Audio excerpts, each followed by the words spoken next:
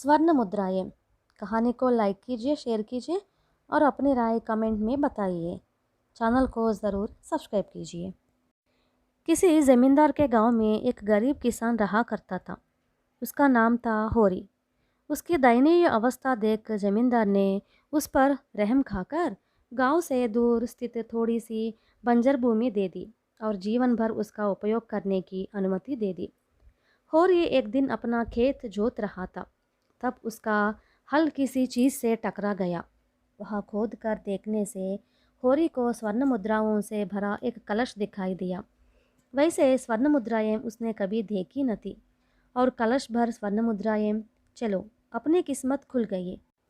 होरी ने सोचा, अगर किसी प्रकार लोगों की आंख बचाकर इन स्वर्ण मुद्राओं को घर पहुंचा दूं तो अपना दरिद्र मिट जाएगा। मगर किसी को इसकी खबर पहुंची तो इनमें से एक भी मुद्रा उसे नहीं मिलेगी। ज़मींदार मेरे कान ऐंठ कर सारा धन हड़प लेगा, मगर यह कलश तो भारी है। अकेले ही इसे घर पहुंचाना असंभव है। इस काम में पत्नी गौरी की मदद लेनी चाहिए, पर उसके पेट में कोई बात नहीं टिकती। होरी बुद्धू तो था नहीं, काफ़ी चतुर था वह। देर तक वह सोचता रहा और एक निर्णय पर पहुंचा। संध्या होते ही उसने घर जाते जाते थोड़ी सी मछलियाँ और एक मुर्गी खरीद ली। चुपके से उसने मकान के पीछे जाकर वहाँ मछलियाँ जाल में उसने मछलियाँ डाल दी और तालाब में मछली पकड़ने के लिए फैलाए जाल में मुर्गी डाल दी। इतना करने पर वह खाली हाथ घर लौटा। देखो, तुम हमेशा खाली हाथ घर लौटते हो। मैं रसोई क्या खाक बनाऊं? खाना तो खाना है ना। पर बाजार से कुछ सामान खरीदते नानी मरती है। इतनी कंजूस बनकर पैसा जमा करके क्या करोगे? गौरी खींचकर बोली। तुम यूं ही मत चिल्लाओ। मैंने सुबह ही पिछवाड़े में और तालाब में जाल बिछाए रखे हैं। चलो देखते लो क्या नसीब है, कहीं कुछ फंसा हो। कहता हुआ होरी गौरी को साथ लेकर घर के पिछवाड़े पहुंचा। जाल में फंसी मछलियां देख गौरी को आश्चर्य हुआ। फिर दोनों तालाब पर पहुंचे। वहां जाल में फंसी मुर्गी देखकर तो गौरी के आश्चर्य का कोई ठिकाना न रहा। वह बोल उठी, वाह वाह, कैसा विचित्र है, अद्भुत है। यह तुमने देखा ही क्या है? अरे हमारे खेत में तो स्वर्ण मुद्राओं से भरा कलश प्राप्त हुआ है। आधी रात के समय वहां जाकर कलश उठा लाएंगे। मगर सुनो, किसी के कानों कान यह खबर ना पहुंचे। किसी को पता चले तो जमींदार सब उठकर ले जाएंगे। खबरदार। देखो, तुम्हारे मुंह में कोई बात टिकती नहीं। गांव में ढिंडोरा पीटने की तुम्हारी आदत मैं जानता हूँ। अब की बार सावधान रहो।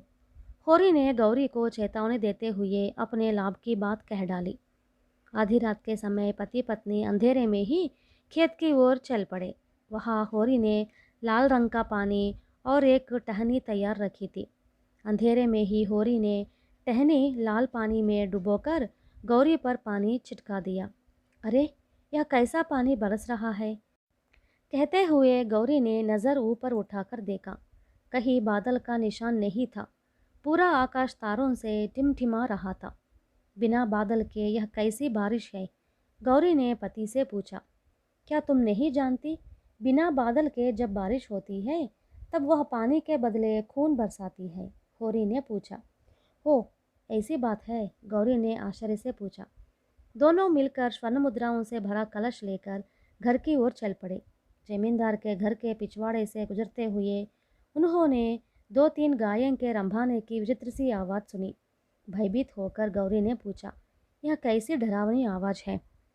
बात कुछ नहीं, जमींदार को भूत उठा ले गए हैं, इसलिए उसके नौकर शौक कर रहे हैं। होरी ने समझाया।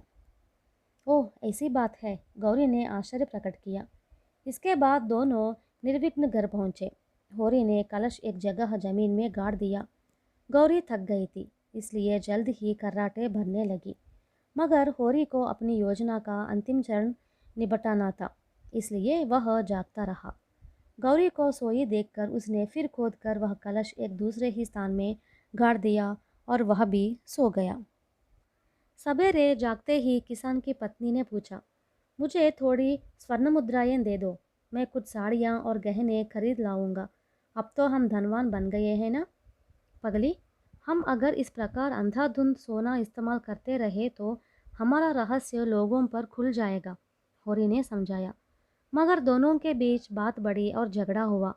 गौरी घर के पिछवाड़े कुएं के पास गई और पड़ोसन राधा को वहां देख बोली, बहन, तुम नहीं जानती मेरा मर्द कैसा कंजूस है। क्यों, बात क्या है? राधा ने पूछा। तुम किसी से न कहना, हमें अपने खेत में स्वर्ण मुद्राओं से भरा कलश हाथ लगा, मगर देखो ना, मुझे साड़ियाँ खरीदने का मुद्रा भी देने को तैयार नहीं है। गौरी ने अपनी शिकायत व्यक्त की। दूसरे दिन संध्या समय तक मुद्राओं की खबर गांव के अधिकांश लोगों तक पहुंची। इसके 2 दिन बाद जमींदार के कानों तक भी खबर गई और बहुत ही नाराज होकर वह होरी के घर पहुंचा। उसने किसान को डांटते हुए कहा, अरे दुष्ट विश्वासघाती, तुम पर रहम करके मैंने तुम्हें खेत सौंपा। मेरी ज़मीन में मिले स्वर्ण मुद्राएं भी तुम हड़प बैठे। ज़मीन क्या तुम्हारी बबोती है?